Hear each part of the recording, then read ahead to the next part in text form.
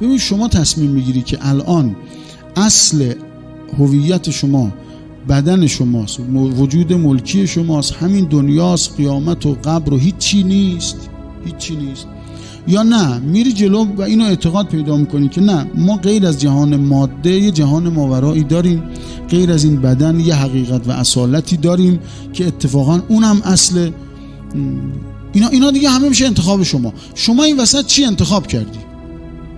همه میشه اختیار شما. خب معلوم هم هست دیگه، شما اگه قسم اول رو انتخاب کردی یعنی گفتیم ما همین دنیا و همینا، خب دیگه شما دیگه آرزوهات چی میشه؟ ارزشات چی میشه؟ میشه خوب غذا خوردن و خوب پوشیدن و قدرت داشتن و امر و نهی کردن و همینایی که الان تو دنیا دارن دیگه. دعوا اصلش سر قدرت. الان برای چی اینقدر با ما همه دنیا دارن میجنگن؟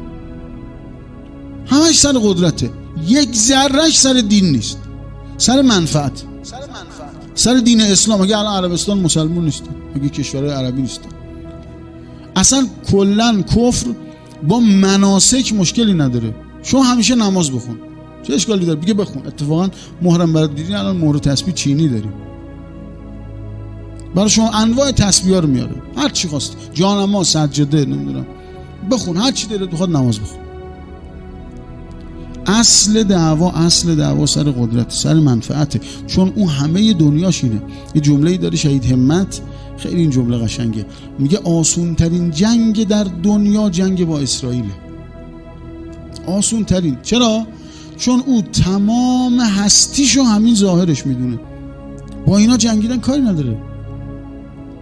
حالا شما بیا تو فضای فرهنگی ما، میگه آقا آدم میخوایم بره سیم خاردار بخوابه، 2 نفر میخوان 20 نفر ثبت نام میکنن. این خب معلومه این دوتا با هم بجنگن عاقبتش چیه. این میگه ما هر طرف باشه اهدل حسنیینه، ببریم خب جنگو بردیم پیروزیم، از اون ور شهید بشیم اون فوز بالاتره.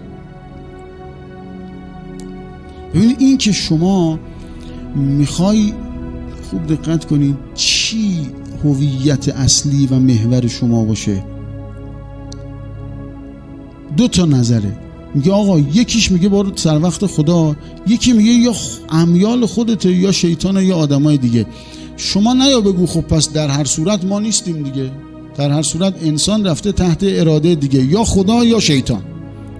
جوابش اینه که نه آقا، خدا و شیطان فرق داره. اونایی که میگن خدا نمیگن شما جدای از خدایی، میگه شما هویت اصیل خودت رو در سایه توحید پیدا میکنی، ولی خودت رو پیدا میکنی. چی هویت اصلی و محور شما باشه؟